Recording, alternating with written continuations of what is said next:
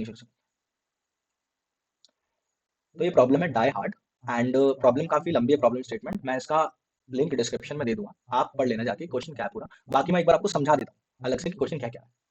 तो क्वेश्चन में क्या है कि तीन फील्ड्स हैं, एक है फायर फील्ड, एक है वाटर फील्ड, एंड एक है एयर फील्ड।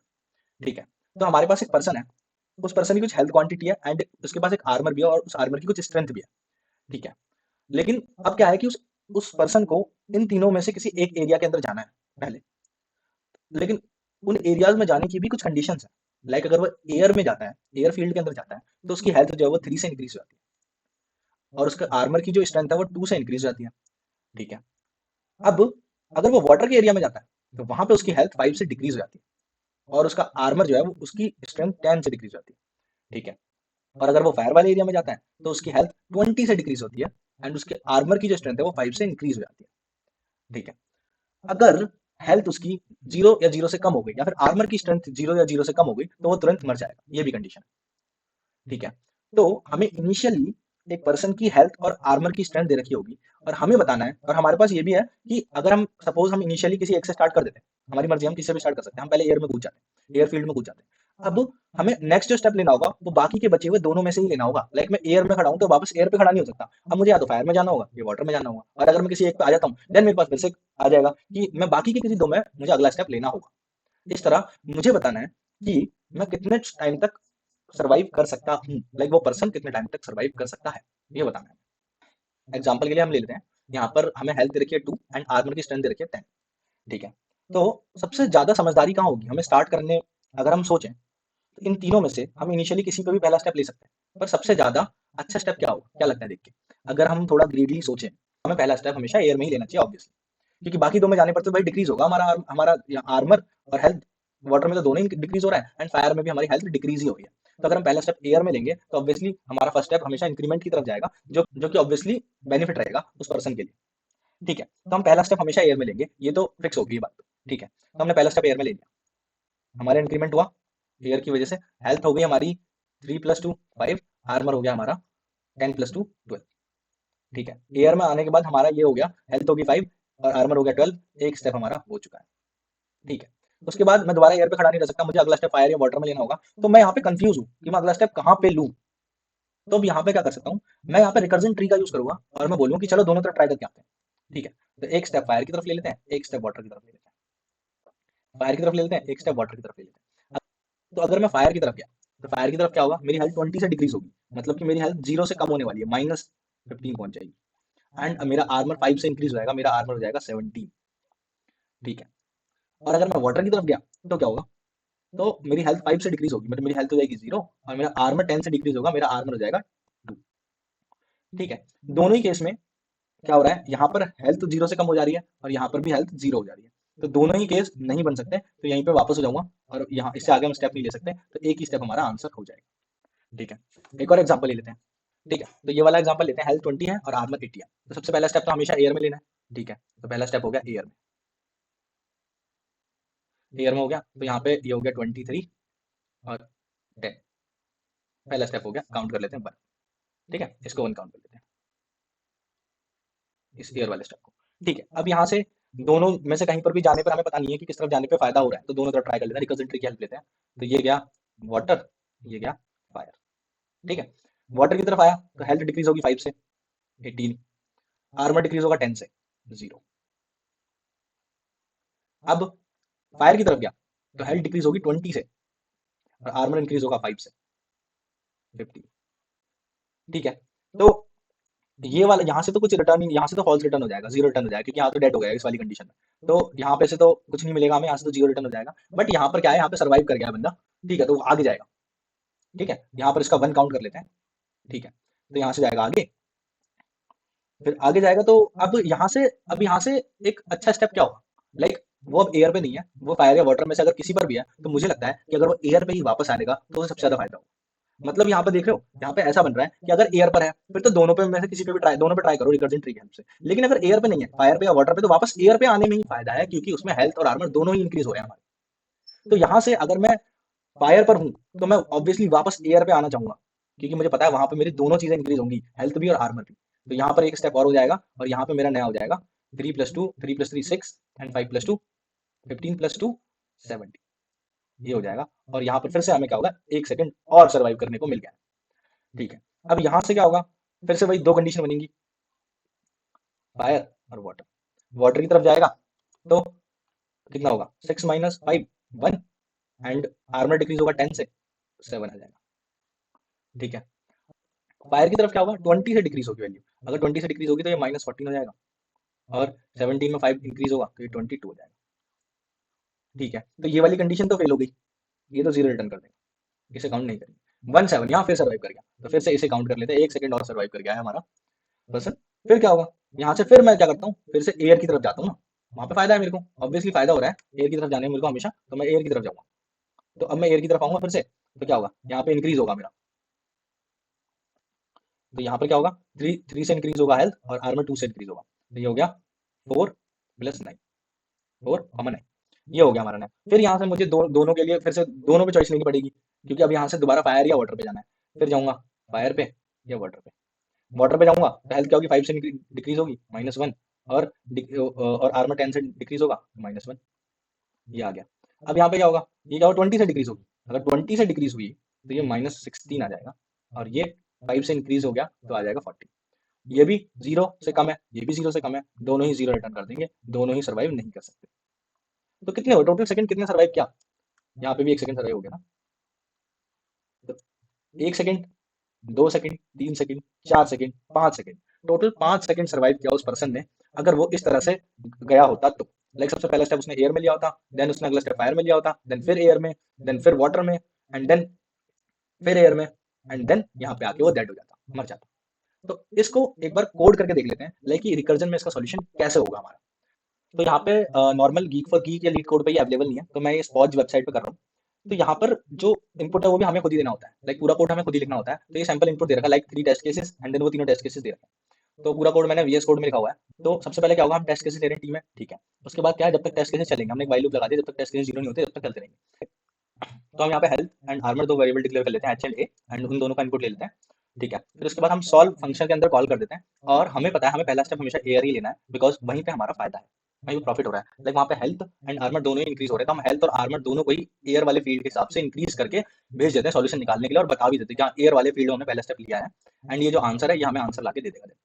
ठीक है, तो हम जाते हैं फिर इस सॉल्व वाले फंक्शन पे, एंड सॉल्व वाला फंक्शन क्या कर रहा है कि हेल्थ ले रहा है, आर्मर ले रहा है आर्गुमेंट, और एलिमेंट ले रहा है, कौन से एलिमेंट फील्ड में है, लाइक हेल्थ एलिमेंट है या फायर है या फिर वाटर है। ठीक, तो यहाँ पे हमारी बेस कंडीशन है, लाइक अगर हमारी हेल्थ या फिर आर्मर दोनों में से कोई भी 0 या 0 से कम हो जाता है, तो वहां पे 0 को ही रिटर्न कर दो। लाइक हमने यहाँ पे देखा था कि अगर हमारा कोई भी 0 या 0 से कम हो जाता है, लाइक यहाँ पे ये 0 हो गया तो इसने 0 रिटर्न कर दिया था, मतलब यहाँ से कुछ भी रिटर्न नहीं हो रहा है एक तरह से। और ऐसे ही यहाँ पर जब हमारा -14 हो गया तो इसने भी 0 रिटर्न कर दिया था, क्योंकि यहाँ से भी कुछ रिटर्न नहीं करना है हमें, रिटर्न वहां से करना है जहां से हमारा सॉल्यूशन आ रहा हो। लाइक यहाँ से सॉल्यूशन आ रहा था, तो इसका मतलब हमारे यहाँ पे 1 सेकंड प्रॉपर्ली पास हो गया एंड सर्वाइव भी कर गया वो, तो यहाँ से इसने 1 रिटर्न कर दिया कि हाँ मेरे यहाँ पे 1 सेकंड सर्वाइव कर गया, मैं आगे भेज रहा हूँ। ठीक है, तो सबसे पहले हम ही चेक करते हैं, अगर हमारा एयर वाला एलिमेंट है, अगर हमारा एयर वाला एलिमेंट है तो हम क्या करेंगे, अगर हमारा अभी करंटली एयर फील्ड में, तो हम दोनों पे ट्राई करते हैं, वाटर फील्ड पे भी और फायर फील्ड पे भी, क्योंकि हमें नहीं पता कि दोनों में इंक्रीज डिक्रीज दोनों हो रहा है, तो हमें नहीं पता किस तरफ से बेस्ट आंसर आ सकता है, तो हम दोनों ट्राई कर लेते हैं। तो हमने क्या करा, यहाँ पे फर्स्ट में क्या करा, वाटर वाले फील्ड में भेज दिया, सेकंड में क्या करा, फायर वाले फील्ड में भेज दिया, और वाटर वाले फील्ड की कंडीशन लगा दी, हेल्थ 5 माइनस होगी, वाटर 10 माइनस, वाटर के केस में आर्मर 10 माइनस होगा। एंड सेकंड में हमने भेज दिया कि फायर वाले फील्ड में भेजा, हेल्थ 20 माइनस होगी और आर्मर 5 से इंक्रीज होगा, एंड हमने दोनों में ही 1 1 लिख दिया, क्योंकि हमें पता है एयर वाले फील्ड में सर्वाइव कर जाएगा, तो एयर वाले फील्ड में सर्वाइव कर गया मतलब 1 सेकंड सर्वाइव कर चुका है वो। अब हम क्या कर रहे हैं, 1 सेकंड तो एयर वाले फील्ड का जो सर्वाइव कर चुका है, अब बाकी का हमने आगे पूछा कि क्या वाटर वाले फील्ड में भेजने पर और ज्यादा सर्वाइव कर पा रहा है, तो वो यहाँ से सॉल्यूशन लाके देगा कि हाँ कितने सेकंड कर पा रहा है। ऐसे ही हमने फायर वाले फील्ड से पूछा कि 1 सेकंड तो भैया हमारा एयर वाले फील्ड में सर्वाइव कर चुका है, अब तुम बताओ कि और कितना सर्वाइव कर पा रहा है अगर मैं फायर वाले फील्ड की तरफ भेजूँ तो, बताओ बाकी का सॉल्यूशन। तो ये बाकी का सॉल्यूशन ढूंढ के लाएगा एंड इस 1 में ऐड हो जाएगा, बाकी के टाइम ढूंढ के लाएगा, इस 1 में ऐड हो जाएगा। फिर हम चेक करेंगे कि वाटर वाले फील्ड में भेजने पर ज्यादा सेकंड सर्वाइव कर गया या फिर फायर वाले फील्ड में भेजने पर ज्यादा सर्वाइव कर, मतलब दोनों में से जो भी ज्यादा आएगा वही हमारा रिटर्न कर देंगे हम आंसर, मतलब कि रिटर्न मैक्सिमम ऑफ फर्स्ट या फिर सेकंड। ठीक है, लेकिन अगर एयर वाले फील्ड में नहीं है, वाटर वाले फील्ड में है या फायर वाले फील्ड में है, तो ऑब्वियसली हम चाहते हैं कि उसे दोबारा से एयर वाले फील्ड में भेज दें, क्योंकि एयर वाले फील्ड में जाएगा तभी तो हमारा इंक्रीज होगा, आर्मर भी और हेल्थ भी, तो वहीं पे हमारा सबसे ज्यादा बेनिफिट होगा। तो हमें सोचना नहीं है, अगर एयर हमने देखा अगर एयर वाले फील्ड में था तो हम पे चॉइस आ जाती थी कि वाटर या फिर फायर, दोनों में से किसी दोनों भेज के देख लेते हैं दोनों से आंसर ज्यादा कहाँ आएगा। लेकिन अगर वाटर या फायर वाला फील्ड है तो हमें पता है हमें एयर वाले में ही भेजना होगा, मैक्सिमम आंसर उसी से आएगा। तो हमने यहाँ पे देखा एल्स अगर एयर वाला फील्ड ना हो तो हम दोबारा एयर वाले फील्ड, मतलब एयर वाला फील्ड नहीं है तो क्या होगा, वाटर या फिर फायर। तो वाटर या फायर है तो हमने बोला कि चलो अगर यहाँ पे सर्वाइव कर गया है, एक सेकंड यहाँ पे सर्वाइव कर गया है अगर वाटर या फायर वाले फील्ड में, तो हमने क्या बोला, उनका एक सेकंड ऐड कर दिया और हमने बोला अब इसे तुरंत एयर वाले फील्ड में भेज दो, क्योंकि वहां पे तो सर्वाइव करेगा ही करेगा, वहां पे तो इंक्रीज ही होना है क्योंकि हेल्थ और आर्मर। ठीक है, तो वहां पे चला गया। ऐसे ही होगा हर बार। पहले क्या होगा, एयर में आएगा, एयर से फिर फायर और वाटर दोनों के लिए जाएगा, फिर दोनों पे सर्वाइव कर जाएगा, दोनों में जिस पे सर्वाइव करेगा उससे डायरेक्टली हमें एयर पे भेजना है एक बार में, हमें सोचना नहीं है और दो के लिए नहीं सोचना, हमें डायरेक्ट एयर पे भेजना है। फिर एयर से फिर से हम पे दो कंडीशन आ जाएगी, फायर या वाटर, फिर फायर या वाटर में से किसी एक पे जाके जो भी बेस्ट आंसर ला रहा होगा उससे डायरेक्टली एयर पे जाएंगे। लाइक ये जा रहे हैं हम यहाँ पे। लाइक पहले हम आए एयर पे, एयर से हमने फायर और वाटर दोनों ट्राई किया, वाटर से सॉल्यूशन बना नहीं, फायर वाले पे आ गए। फायर से हमने क्या सोचा कि फायर पर डायरेक्ट दोबारा एयर पे चलते हैं क्योंकि वहां तो सर्वाइव कर ही जाएगा, एयर पे आ गए। एयर से हम पे फिर दो चॉइस आई कि फायर पे जाए कि वाटर पे, दोनों पे ट्राई कर लिया, फायर वाले पे फेल हो गया, वाटर वाले पे चले गए, वाटर वाले पे आए, वाटर वाले पे दिन में पता है कि दोबारा एयर पे जाने पे फायदा होगा कि वहां तो सर्वाइव करनी है, फिर एयर पे आ गए, फिर एयर पे आने का फिर हम दोनों ट्राई करेंगे फायर या वाटर, दोनों में से किसी पे सर्वाइव नहीं कर पाए, फिर जीरो रिटर्न कर दिया वहां से बस। ऐसे हमारा जो टोटल आंसर होगा वो रिटर्न हो जाएगा, यहाँ से भी जीरो रिटर्न होगा, यहाँ पे जीरो रिटर्न हो गया, फिर यहाँ से वन रिटर्न होगा, फिर यहाँ से भी वन रिटर्न होगा, फिर यहाँ से एक वन रिटर्न होगा, यहाँ से एक वन रिटर्न होगा, यहाँ से एक वन रिटर्न, टोटली ये one one one, one two three four five, five हमारा आंसर हो जाएगा, फाइव हमारा आंसर हो जाएगा। ठीक है, देन हमारा आंसर लास्टली क्या होगा, रिटर्न हो जाएगा इस फंक्शन के थ्रू, एंड यहाँ पे हमारा आंसर आ जाएगा और वो प्रिंट हो जाएगा। ठीक है, एक बार इसे नॉर्मल रन करके देख लेते हैं, एंड मैं क्या करूंगा, जो प्रॉब्लम में इनपुट दे रखे हैं इन्हीं को ट्राई करता हूँ। ठीक है, तीन हमारे टेस्ट केसेस थे, एंड 2 और 10 जो हमने लिया तो हमारा वन आया, बस एक सेकंड सर्वाइव करेगा। जब 4 और 4 था तो हमारा वन आया, एक सेकंड सर्वाइव करेगा। जब 20 और 8 था तो हमारा 5 स्टेप सर्वाइव कर रहा है, 28 वाला हमने ट्राई रन करके भी देख लिया है। ठीक है, तो ये वाला टेस्ट केस है, यहाँ पे 1 1 एंड 5 है, सही आ रहा सोल्यूशन। एक बार इसे ट्राई कर लेते हैं यहाँ पे सबमिट करके,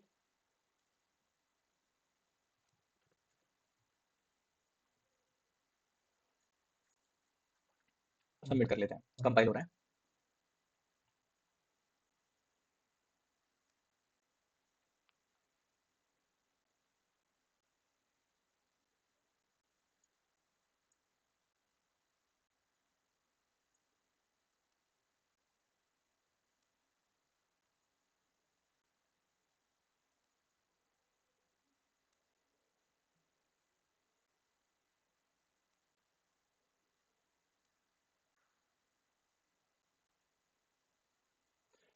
देख हमारी यहाँ पे टीएल ही आ रहा है, तो इसका मतलब ऐसा हो सकता है कि जब हम यहाँ पे बार बार रिकर्जन ट्री ट्राई कर रहे हैं तो यहाँ पे क्या पता कुछ वैल्यूज दोबारा दोबारा रिपीट हो रही हो। लाइक हम इस इधर इधर साइड अगर ट्री में जाएं, अगर हम इधर साइड ट्री में जाएं और क्या पता यहाँ पे 3 और 15 एक बार आ चुका हो ऑलरेडी, फिर हम यहाँ पे उसके लिए पूरा ट्री बनाएंगे। ठीक है, लेकिन अगर ठीक है हमने ट्री बना दिया पूरा, लेकिन जब यहाँ से लौट के आएंगे एंड हम इस इधर साइड जाएंगे तो यहाँ पे 3 और 15 दोबारा आ गया। अब 3 और 15 पहले भी आ चुका है, हम उसके लिए ऑलरेडी सॉल्यूशन निकाल चुके हैं, तो हम दोबारा क्यों निकालें इतना लंबा। हम क्या करते हैं कि इसके सॉल्यूशन को स्टोर कर लेंगे। हम क्या करेंगे, डायनेमिक प्रोग्रामिंग यूज करेंगे, जो सॉल्यूशंस रिपीट हो रहे होंगे उनको ऑलरेडी सेव करके रख लेंगे, एंड देन उनका यूज करेंगे अगेन एंड अगेन अगर वो रिपीट होते हैं तो। ठीक है, तो डायनेमिक प्रोग्रामिंग इसमें ऐड करने के लिए ज्यादा कुछ नहीं करना, बहुत ही छोटा स्टेप होगा। तो हम क्या करते हैं, एक डीपी एरे बना लेते हैं, इन डीपी 1000 वैल्यूज हो सकती थी मैक्सिमम, इनकी तो हम हेल्थ और आर्मर की तो हमने 1000 ही रख लिया। ठीक है, तो हम क्या करते हैं, यहाँ पे एक नेम सेट करके फंक्शन होता है जिसके अंदर हम बताते हैं कि हमने एक एरे डिक्लेयर किया हुआ है और हम चाहते हैं उसके अंदर सारी वैल्यू -1 हो, एंड देन हम उसका साइज दे देते हैं कि उसका साइज ये है। अब ये क्या करेगा, ये जो हमने ऊपर डीपी का ये जो 2D वेक्टर बनाया, 2D मैट्रिक्स बनाई, उसकी सारी वैल्यूज को -1 असाइन कर देगा। फिर हम क्या करेंगे, ये ग्लोबल वेरिएबल है तो इसे फंक्शन में पास करने की जरूरत है नहीं। हम ऐसा भी कर सकते हैं कि हम यहाँ पर एक वेक्टर डिक्लेयर करें डीपी का, एंड देन उसे इस फंक्शन के अंदर भेजें एंड वो यहाँ पे आए, ऐसा भी कर सकते हैं चाहे तो। बट हमने क्या करा, ग्लोबली डिक्लेयर कर लिया है और हमने सारी वैल्यूज को यहाँ पे -1 सेट कर दिया था इस फंक्शन को कॉल करने से पहले।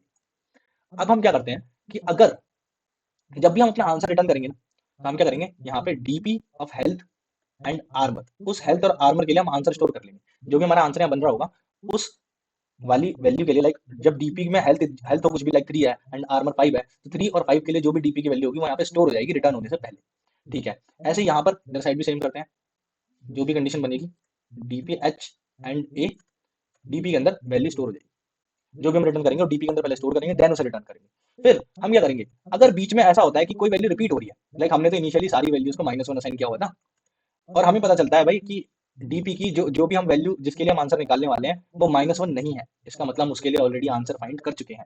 तो अगर हम ऑलरेडी आंसर फाइंड कर चुके हैं तो हम दोबारा नीचे रिकर्जन ट्री में क्यों जाए, हम डायरेक्टली अगर हमें हमारे पास उसके लिए आंसर है तो उसी आंसर को रिटर्न कर देते हैं, तो वही वाला आंसर रिटर्न हो जाए। ये हमने डायनेमिक प्रोग्रामिंग लगा दिया, हमने यहाँ पे मेमोराइजेशन यूज कर दिया है, जिससे कि हमारे जो आंसर के टेस्ट केसेस होंगे, लाइक टेस्ट केसेस नहीं, जो भी हमारे नंबर ऑफ रिकर्जन ट्री होंगे वो बहुत ही कम हो जाएंगे, लाइक वो रिपीट नहीं होंगे।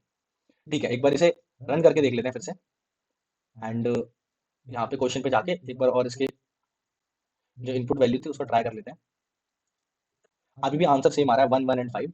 इसको एक बार सबमिट करके देख लेते हैं।